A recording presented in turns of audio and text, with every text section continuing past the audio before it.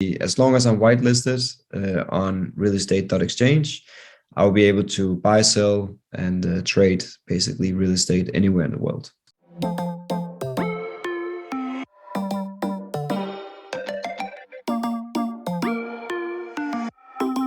Democratization and equal opportunity and access to wealth are the ethos of decentralization. Real estate is one industry which involves a lot of paperwork, long and tedious processes, and is very illiquid. To streamline the end-to-end workflow, this industry has been in need of automation, increased efficiency, and lower processing costs. DigiShares is helping to solve the problems in the real estate industry through their blockchain-based tokenization platform. RealEstate.Exchange is a platform to buy, sell, and borrow against real estate assets on blockchain. We have Mark with us today to talk about RealEstate.Exchange and how it aims to leverage blockchain technology. Mark is the CEO and has been a serial entrepreneur with his recent experience with DigiShares and .com Capital. He is the author of Software is Feeding the World and is an ardent believer of the philosophy, create value before you ask for it. Welcome to CuratedX, Mark. It is an honor to have you with us today. Thank you very much. Thank you for having me. Lovely. Let's get things started. And with your rich experience across fields, how did you decide to venture into Web3 and how has been the journey so far?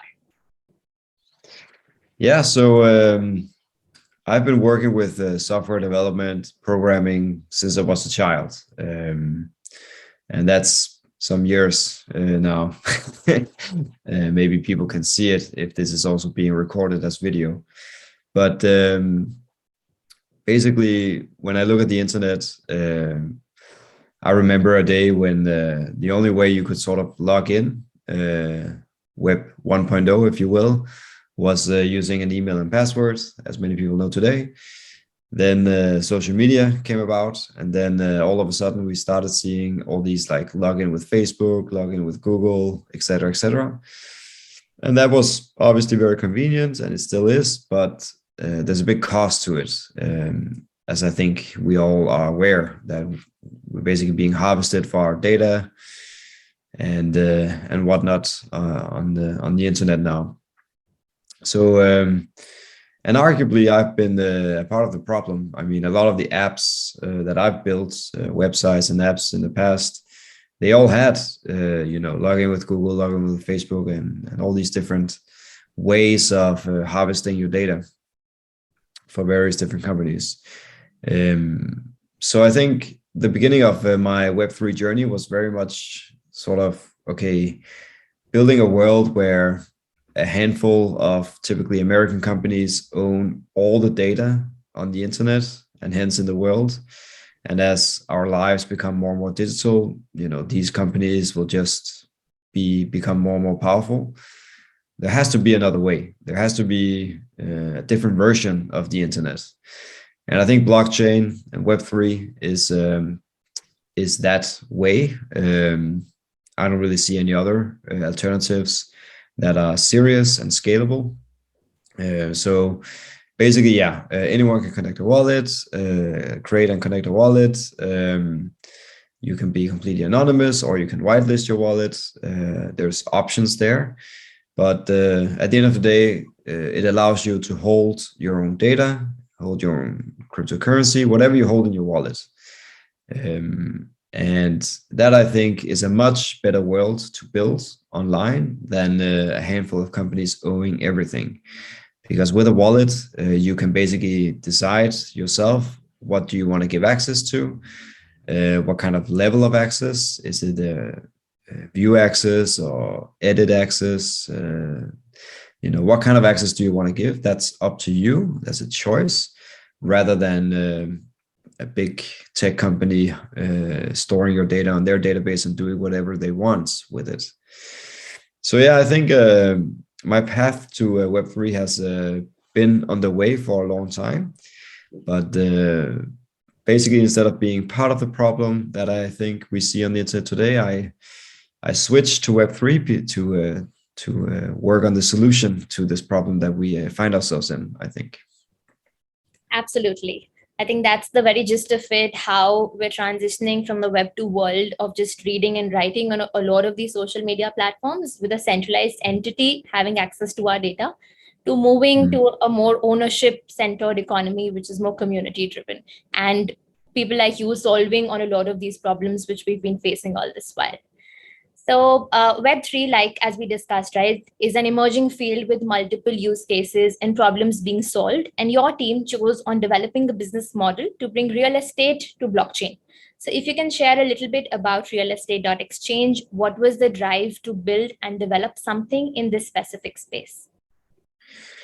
Yeah, so I think on the whole mission that I had, being part of the solution instead of the problem, and joining Web3, a lot of people, when I started doing that and working in Web3, they asked me, so what can I use all this cryptocurrency and blockchain-based applications? What can I use it for? I can't go down and buy a cup of coffee. It's kind of the cliche comment, right?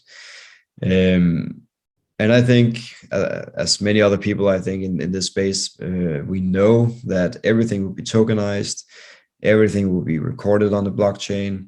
It's only a matter of time. So the biggest type of, or the most real world asset class that I could think of was real estate. Everyone has to have roof over their heads and can relate to real estate. A lot of people have also tried to tokenize real estate, but failed. And I think there are pretty good examples of that. Yeah, so basically, real estate is very relatable, super tangible, obviously.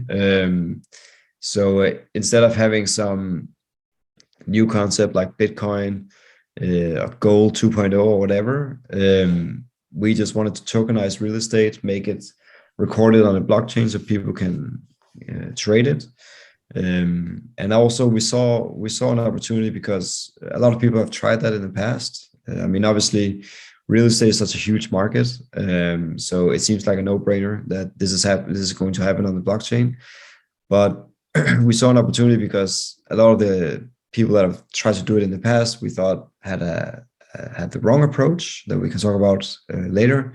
And we thought we had an approach that would actually work on a big scale. So people could actually trade real estate on the blockchain.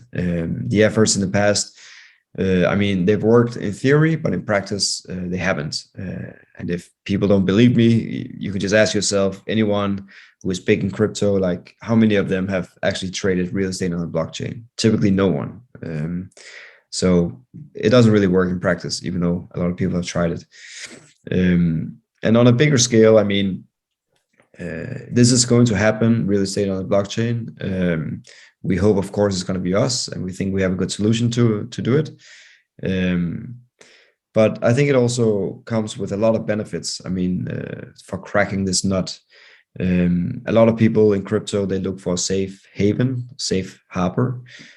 Typically in crypto, that has been stable coins, but arguably with the recent events with Luna and UST, Terra, I would argue that stablecoins are not as safe a haven as people would think. And if you look sort of in the real world, I mean, people normally, when they look for a place to allocate their money, the far majority of people, they would allocate it to real estate, to the house or apartment or wherever they live.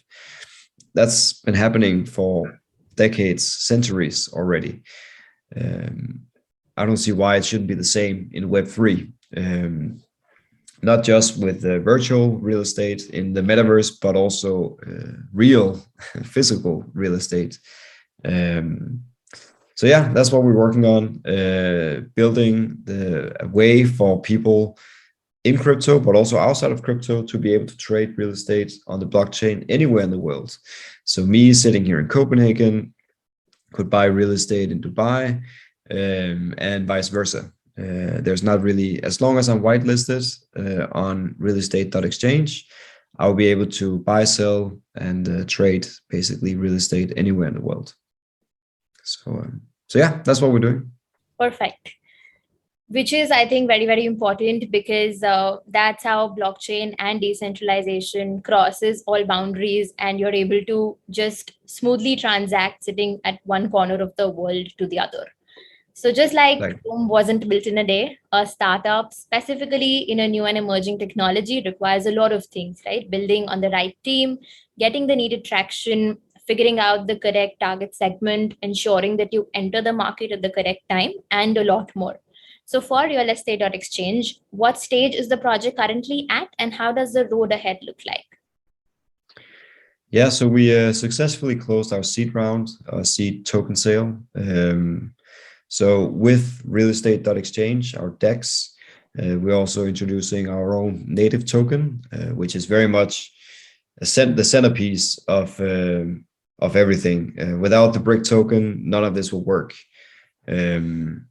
So we close the seed round of that. We're opening up soon enough the private round, the private sale of the brick token. And then hopefully at the end of the year, we hope to do the public sale of the token. Obviously, the market environments are not ideal now, as we all know. But I think historically, at least, the best projects and the ones that really make it big over time are typically those that are born out of a recession or bear market or whatever we want to call it. Makes a lot of sense, right? Because if you have the path in your mind and it's clear in your headset as to where you're going with this, what stage you are, I think that takes you a long way in building a successful and a well-established, robust platform. Taking on from there, I think customers are the key to success of any platform. And we've seen the growing stress being laid on making platforms and applications robust with UI, UX to ease user onboarding and the entire experience. So what is your strategy to onboard new clients and users to the platform? And what is that target segment that you're looking at? Yeah, so the target segment, if we start there, is basically anyone who is looking for a way to convert their crypto, whether that's stable coins or native crypto assets, into something I would say more safe and less volatile as real estate. So that's sort of the target audience, and that could be anyone really. Crypto investors are relatively diverse. But yeah, being able to protect your assets is important to us, and we think real estate is a great way of doing that. And just look at his history, the past decades and centuries, and you will see many other people have done that with success in the past. So where are we in terms of right now? How's our go-to-market? So what I didn't say before, what I was just saying before I was cut off from the internet here, is that we have a grant from Balancer. So our exchange, we actually built on top of existing AMMs, automated market makers, particularly Balancer.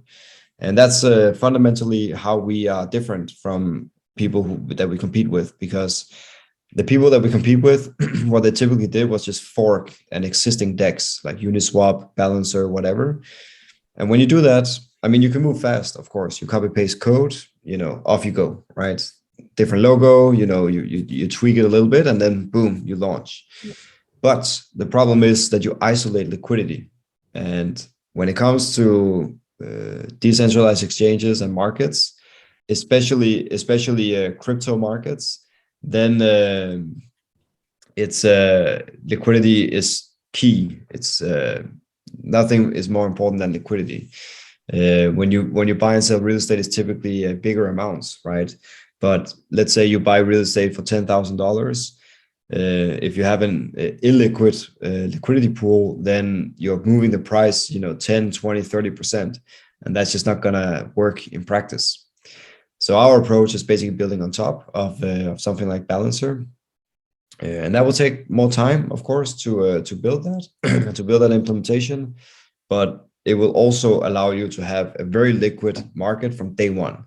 Balancer in particular has 3.4 billion in TVL. So when you list your real estate token with RealEstate.Exchange, you basically tap into an entire liquidity market of 3.4 billion from day one. So yeah, that's how we really differ, and this is something that we know our customers are very concerned with. How do you make sure that when I trade this thing, I don't lose a lot of money for slippage and all these fees that you would incur in an illiquid liquidity pool. Absolutely. I think that is very important as well, that you realize, okay, this is something that we need to ensure, or you look ahead and you understand that this could go wrong, or this is not something that we would want to be a loophole and then come back and then fix the problem. But from the very beginning itself, understanding what is missing or what has been done, learning from other people around there, and then solving for that correct problem at the very onset, which is what you're doing the right way. So with so many projects coming up with tokens as well, right? Users are always engrossed in finding that alpha. So building on that, what is that one USP or differentiating factor, if you have to point out, that makes RealEstate.Exchange so exciting to explore? Yeah, so I think from an investor perspective, there's two sides. Either maybe you're an investor in real estate, and then you can just use the platform. But if you are referring to investors as in the investors in the BRIC token, finding that gem that can 10x or 100x your money. I mean, BRIC, our BRIC token, the native token, is not a get rich quick scheme. It will take time for sure, but basically what we're doing is building an ecosystem around real estate, and BRIC is very much the centerpiece of that. So when you look at sort of the liquidity pools, for example, that we set up, all liquidity is flowing through a liquidity pool with BRIC in it. So on the left side of things, you would have all the native crypto assets, Ethereum, USDC, whatever coins, crypto assets that you hold in your wallet. And then on the right side, you have all the different real estate tokens that we issue. Got it. So let's say we launch with 10 properties. You have 10 different real estate tokens that you can buy. And the question is then, how do you connect those two? How do you route your liquidity? Let's say your USDC stablecoin. How do you move from that to a real estate token? And for that, we use the BRIC token. Basically, we have, let's say, a USDC and BRIC pool, and then we have a BRIC and real estate token pool, and then that's how you connect the two. So BRIC is, as the ecosystem grows, as more and more people buy real estate on the blockchain, it's fair to assume that the BRIC token will be more and more popular. How that will play out in price action, we don't know. I mean, of course, there's no guarantees when it comes to all this. But typically what you see, at least with other kinds of tokens, you see a positive relation. So our focus is very much building the ecosystem, getting the word out, like a podcast like this. So people are aware that they can start trading real estate on the blockchain very soon. Perfect. So we've also seen that this phase of transition in crypto assets, right, from being a speculative asset class to now being part of essentially an alternative asset investment allocation strategy for a lot of retail as well as institutional players in the market. And tokens and their valuation have been a driving force for a number of these projects. So circling back on how you really nicely explained BRIC token as well, can you elaborate a little bit more on the token, what essentially, apart from this, is going to be the utility of the BRIC token and how value accrual will happen for that token? Yeah. So the value very much comes from the way that the BRIC token will make real estate tokens liquid. We use that, of course, in the first liquidity pools that we use. And without it, none of this will be possible, basically. The first step, how BRIC is different, is that we maximize liquidity in protocols like Balancer and other AMMs that we work with. And that's really the important thing for this to work. The reason why nobody is trading real estate on the blockchain today is because there's no liquidity. And the BRIC token is very much the centerpiece in our solution to do that. On top of that, of course, we have allocated a pretty large portion of our tokenomics to liquidity rewards. And we don't do that for people to speculate and yield farm and all that kind of stuff. We do it more to have people get an incentive to actually get into real estate. We think it's a smart thing to do in general for anyone to own real estate, to have something to fall back on. And liquidity rewards is very much there to spread the word and get people excited about real estate, and sort of kickstart that journey. I mean, it's a whole new category of an asset class that we're introducing on the blockchain. And of course, that's going to require some money and efforts to get that ball rolling. So while we don't have a lot of money that we can just helicopter drop to people, but we do have brick tokens that we can use as a mechanism for others to get involved in real estate on the blockchain. And when we get them excited about real estate on the blockchain, they will themselves add liquidity to get more rewards, and then you see the rings spreading nicely, hopefully throughout all of crypto and the blockchain industry. Absolutely. Sounds very interesting how you've thought through and put it together that people actually find value in that token, and then people only grow and accrue value out of it by building through that community and understanding the very importance of linking the two, blockchain as well as real estate, together.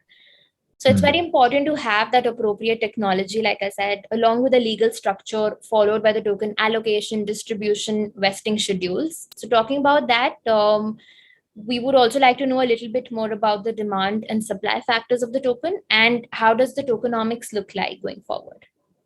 Yeah.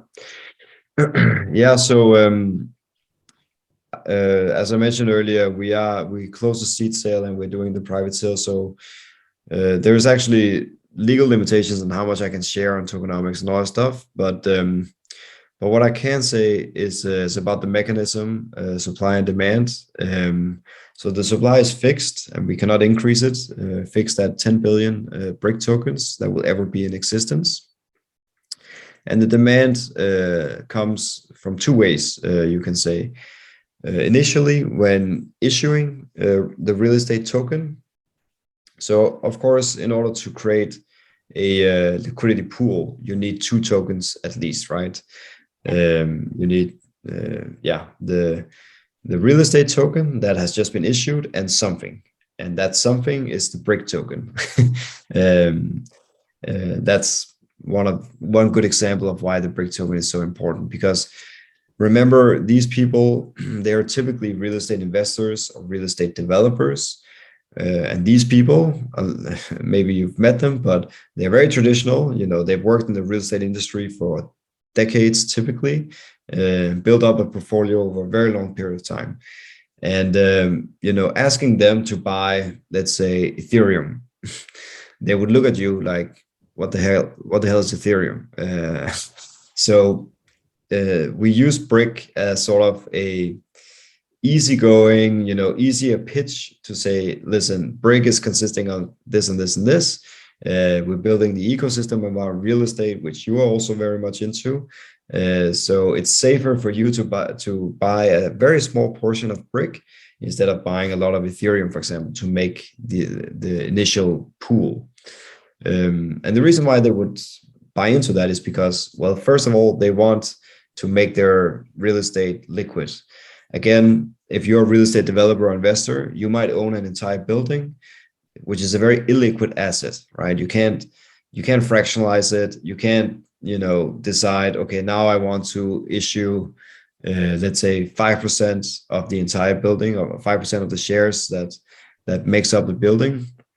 And then I want to issue in a liquidity pool 2% of that. It's very flexible. Basically, that's one of the main features by tokenizing anything really, but real estate in particular. So you have very much control. You can decide how much you want to initially put in the liquidity pool, but you need some brick, and that's where the first part of demand comes from. People who are listing properties, they need to buy brick in order to make it to create the liquidity pool and for trading to happen. The second demand factor is people trading it straight up, very simple. Like the more people that trade real estate via RealEstate.Exchange, everything will be routed through a pool with brick in it, which means that there will be basically more volume and hence demand for the brick token. So these are the two main factors that drives demand. We have other smaller parts and of course ideas to further drive demand, but without the first two that I just mentioned, the others would never work. So we need to crack those two first and do that super well, and then we can move on to other ways of bringing brick demand up. Absolutely.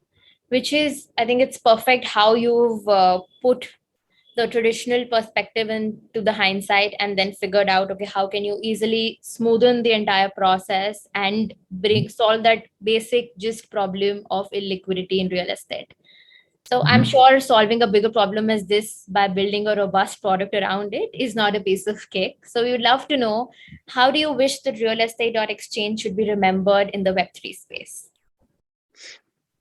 Yeah, so of course, what we would like, not just me, is that anyone who thinks about real estate on the blockchain, they should think about us. It's sort of given in the name, also RealEstate.Exchange. So we're very focused on that, clearly. But if we don't succeed in that mission, that everyone is using us to buy and sell real estate, at least what I would like us to be remembered from is that we started that whole journey. Like we started building on top of existing AMMs that has a lot of liquidity and volume already. And we built, the real estate layer on top, which others then picked up the baton and actually managed to get finally real estate traded on the blockchain. So if we're not the ones that people will think about, in the future, that this is the place to do it, then I hope at least we will be remembered for starting the whole revolution, moving real estate on chain. Yeah. Absolutely. Being the flag bearers of bringing that revolution of that change is also key to making the disruption in that industry itself. So as the technology grows, right, so does the number of these layer ones, layer twos, dApps around it, and considering blockchain as an enabler to many more use cases and problems that it may aid in solving. So according to you, Mark, what are some of the other innovations in the Web3 space, apart from real estate, that you are most bullish on in the coming time? Yeah, that's a tough question because there's a lot. I think, there's so many I could mention here. Personally, what I really like is interoperability. I really like how you can still hear me, right? Yes. Yeah, I really like how everything is transparent on blockchain. You can easily, because everything is transparent, you can easily read in the ledger or in the database what has happened, and hence be able to connect all kinds of ways.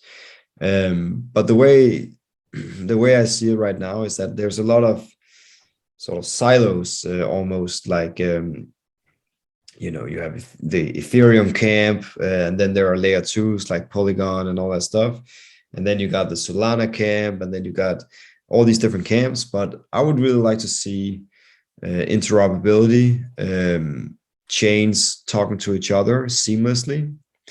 And the most serious technologies there is, I think, Cosmos or Atoms, IBC, into blockchain sort of technology built on Tendermint.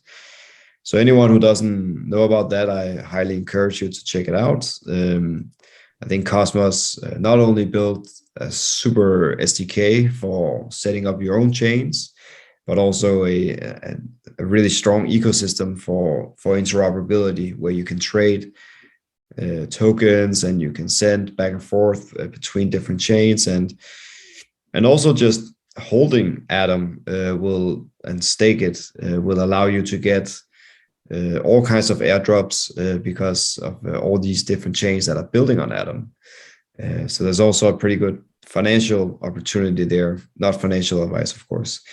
But yeah, I think that is interoperability is something that I really hope that we will have in the future instead of these siloed camps. I mean, we're all on the same team, but the minute you start, having this sort of Ethereum camp and Solana camp, whatever, it becomes almost like an internal fight, which I think is counterproductive. Another thing that I'm excited about, I guess, is the way that work is changing with. We saw the whole, maybe we should call it bubble, but we saw the hype around play to earn. Now we're seeing run to earn or walk to earn. And like, there's all these different categories now that starts unfolding where you can do all kinds of things to earn rewards. And that, again, really is the promise of blockchain. Like you hold your data, like you are the owner of your data and your cryptocurrency and all that. And I think play to earn and all these different to earn categories is just the beginning of how we will see work be different. A project that I've also been involved in basically tries to provide people with a career path. Right now, the way education and careers are built is basically you sit and study something for X amount of years and go through all these different courses and all these different tasks. And then let's say 5 years after, you have some kind of degree, and then you can start working. But that's typically not how we learn in general. Like normally the way we learn is, we do something and then we mess it up. Then we go back to the drawing board and I'll study, and then we go back and try it, back and forth, back and forth, back and forth, right? That's how we learn. So I think play to earn and all this allows you to have this very nice trajectory instead of, a very large amount of years studying and then the rest of your life working. But play to earn and all these kind of earn categories, they allow you to learn and earn and all these things and provide you with a sort of trajectory, working and earning and studying at the same time. So that, I think, like the future of work is going to be hell of a different with blockchain in the future. And that, I think, is super exciting when we think about it, instead of this way that we do it today with the education sector and the professional sector being very segregated, I think. Sounds very, very exciting. I think so. Interoperability, as well as all of these play to earn and how the future of work is going to change. I think it's two key things that we take from you on what you said. On that note, I would really like to thank you for a detailed overview of RealEstate.Exchange. Real estate industry has been waiting for disruption for the longest of time. And with a project like this, leveraging blockchain technology, we are inching closer to making significant innovations in this industry. We wish you all the very best in scaling this to greater heights. Thank you so much, Mark, for being a part of CuratedX and for this insightful conversation. Thank you. And thank you for having me.